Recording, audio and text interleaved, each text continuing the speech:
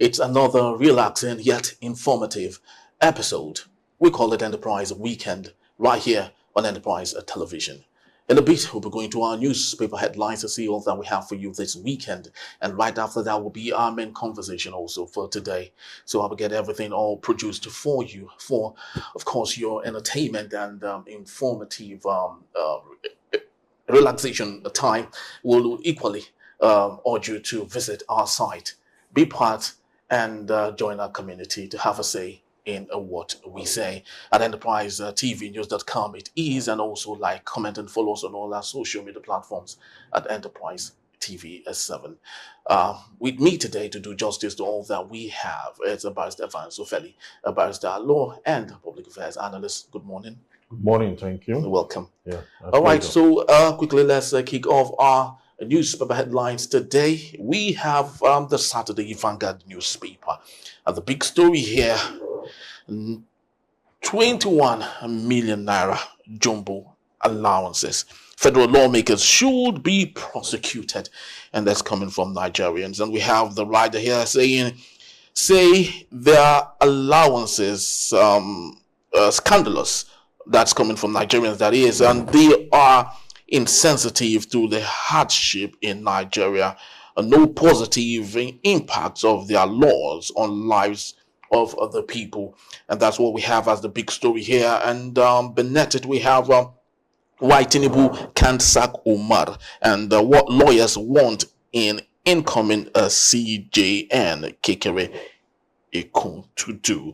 And on the top strip of the same newspaper, we've released one presidential jet to Tinubu, a Chinese firm, to say it's ready to negotiate with Nigeria. A barrister, let's take a look at this. And federal lawmakers, I know that there was a time when a comprehensive list of what the allowances looked like was published to both a traditional and the new media. At the time, it was about $1 million, so they say it is. But senators are coming out to say what they receive is about 21 million naira. It's becoming clearer now that this is what they go home with. Yes. Now, interestingly, at a time when professors with PhDs are not getting a fraction of that, here are lawmakers with just school leaving certificates earning 21 million naira.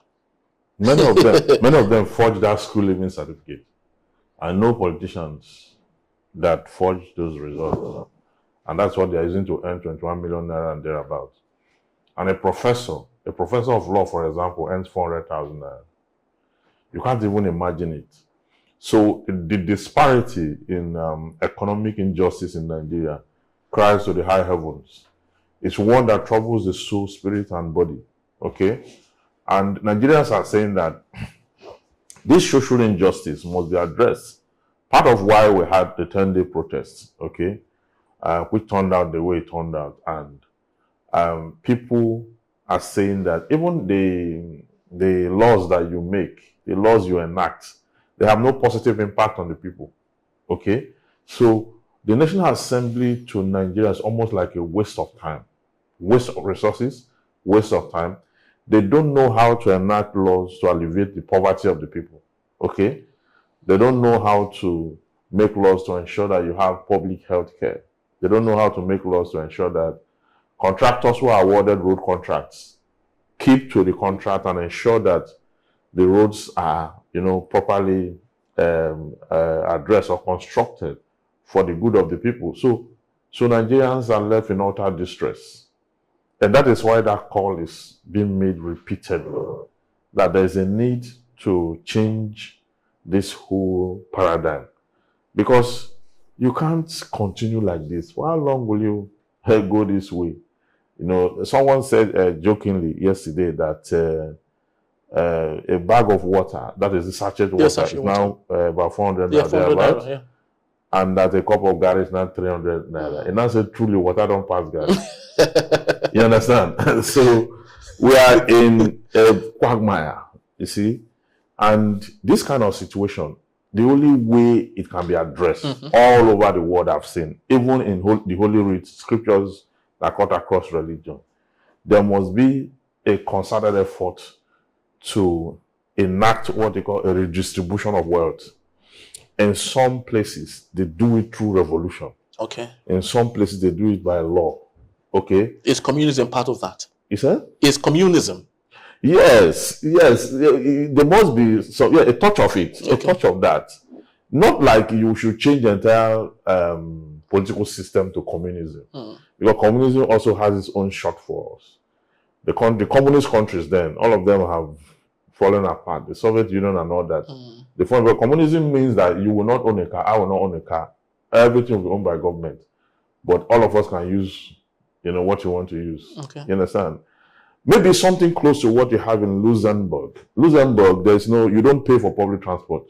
Oh. Yes. In Luxembourg, you are going to work. All you need to do is to come out from your house to the bus stop. Okay, once you get to the bus stop, the bus is functioning. It takes you to work, it returns you. Then weekly, the government pay the transporters. And get that from taxes? Yes, they pay the transporters. Of course, they pay tax too. They pay tax. But, in a country where you pay tax, we pay tax in Nigeria. We pay heavy. Yes, the VAT, you pay 75%. You think you are not paying tax. As close as what the countries you just mentioned? Yes, you think as you are not close to that? No, not as close to that. Okay. Not as close to that. I think in Luxembourg, tax is the same with public of Ireland, 26%. Okay. 26% is not like France, that's 40%. But then in return, you have free education up to master's degree level. But what they are saying is that, see, even if you cannot have it the way it is in France, and you cannot turn Nigeria into Luxembourg overnight, we should have a Nigerian where the citizens will be able to feed themselves, or they will have access to at least feeding. We are talking about a country that have so much, but then for the people to feed, it's becoming a problem, or it's already a problem now. And that's why I'm saying that there's a need to redistribute wealth. If you as a senator, a leader, you're taking 21 million naira per month, okay? And your constituent, you have beggars, you have destitutes, you have people who have nothing to fall back to. And you are still comfortable with that kind of paradigm. It means you are not a leader in the first place. Because leadership is your ability to take people from point A to point B and to give them a new perspective and a new bearing to life. So if you have not done that to your constituency, you are not a leader. And as a president, you watch that going on. Ministers, you see that ongoing, and all that. No government chairman, councillors, and all that. It tells you that what we're running is a selfish kind of government where the leader takes it all. That whatever is left, there's nothing left, no longer their business. All right. So while we talk about a leadership and how effective that should be, I would love to bring it straight to your terrain, law. We have a new CJN. As a lawyer, from your experiences, you know the loopholes, you know the inadequacies in the system. What do you expect from Kekere Eku? Well, Kekere Eku has been a good judge. All the while, she has been in the Supreme Court and have done consistently well. There is a need for the incoming CJN to do so many things, and I expect that this issue of election petition, where the Supreme Court will be seeing black and call it white, where INEC will come up with a regulation because they are empowered by the Constitution through the Electoral Act to make regulations. And when those regulations are made, the court will not tell us that INEC is not bound by those regulations. So what is the essence of the regulation? So the Supreme Court, the team, will need to put themselves together to answer that question. Because if they do not abide by their regulations and their action leads to manifest injustice, it means that the essence of law is defeated.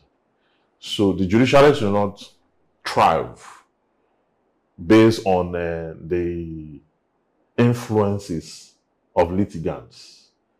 The judiciary should be blind to influences and whoever you have been before in the past or whoever you are now.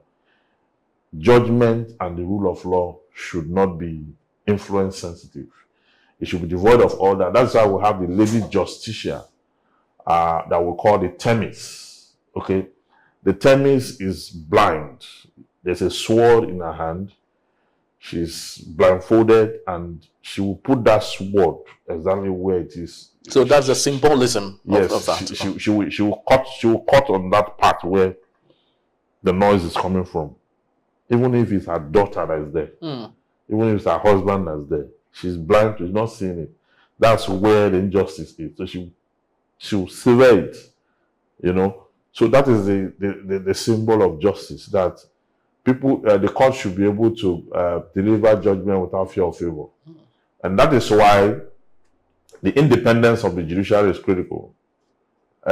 Make the judiciary independent, completely independent, as it is intended by law, so that the judiciary can, deliver judgment without any fear or favor. That is what that is not too much to ask for, but we expect that the court should rise to that position. Originally, that is the court's position, and the court should, use it to advance the cause of the Nigerian state. All right. Let's move on to the Nation newspaper for today. And the big story here is Chinese firms release one aircraft as outrage grows over seizure. AGF Foreign Affairs Minister flee action. Ogun shed light on contract with firm. Alleged misconduct, 27 judges face and JC probe. FAC disposes about 135.8 trillion in July of 2024 Federation account revenue. INEC no discrepancies in 2023 presidential elections. That's what they are stating here. A developing story. The Chinese firm has finally released one of the aircraft. Particularly, it was the new one. 3 of them were seized. So the new one, was the one that was released, and we do not know what went behind, to making that possible. But what do you still see it's difficult issue, for us to reach an arrangement in what you think is happening right about now? It's unfortunate. It's an embarrassment to the country that there was an agreement reached sometime by the Ogun State government with the Chinese firm as far back as when Benga Daniel was the governor of that state, and the agreement went south. Okay, and ever since then, the government have not been able to put that back to track, and almost like a forgotten case and all that.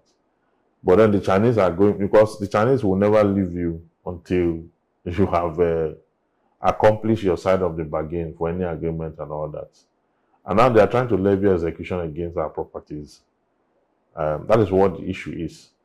So I think that the federal government will have to do better. It was a sub-sovereign that entered into that agreement. Perhaps the clause in that agreement have crossed that penalty will lie on the sovereign in the event of contravention. Okay, that's what you think should be the new amendment. No. What I mean is for them to go after those jets that belong to the federal government, to the sovereign, that's the federal government, when the contract was entered into between the Chinese and a sub-sovereign, which is a state. Yes. I said there must have been clauses in that agreement. Oh, okay. Okay, that say perhaps execution could be leveled against the sovereign. For the contravention of the sub-sovereign. Yeah. Because they couldn't have gone there if the agreement is not state to. Okay, so now the federal government must go into this adequately and see how this can be resolved. This was how the P&ID case, was also when the P&ID entered into an agreement with the federal government to come up with a gas plant in Calabar. And the federal government is supposed to have counterpart funding. So they went there and did part of it. At the end of the day, the federal government could not provide gas for the project. Okay, and it failed. And the P&I general came out and sued, went through an arbitration process and got an arbitral award at the first time, stating that the profit they ought to have made from the time the project was initiated up until the current date, that the federal government should pay them for it.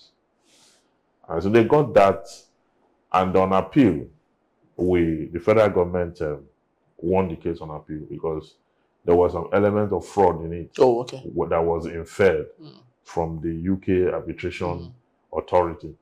And they said that award it was quashed on appeal. So these projects, these defunct projects that will start today, the states should be careful how they go into, agreements with countries or companies, and sometimes with banks, and they're unable to keep up with it. And it's only during contravention like this that we'll now find out that they have entered into agreements and dragging a lot of institutions, even the federal government, into it and all that. Because the truth is that there is no agreement, bilateral, multilateral, treaty, or whatever it is that you enter into. By Section 12 of the 1999 Constitution, if it is not domesticated into law, or not domesticated as a treaty by the federal government, it same cannot stand. So I think there are so many angles to this, and Ogun State, they are not giving details about what happened, so they should keep explaining.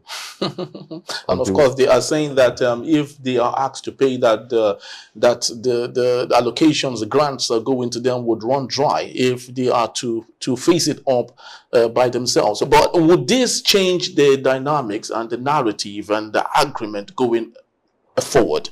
When states engage in such businesses with companies, knowing that they are sobering, and of course the consequences is going to come on Nigeria in its entirety. I think the federal government should have notice of these agreements. That's why you have a Ministry of Trade and Investment, or at the federal level. Okay. So that it's able to monitor trade and investment across the country. Not just for the federal government, okay? If, for example, a state want to construct a road that belongs to federal government, they go to the federal government to get approval. And when they construct that road, the federal government will reimburse them, will pay them, accordingly.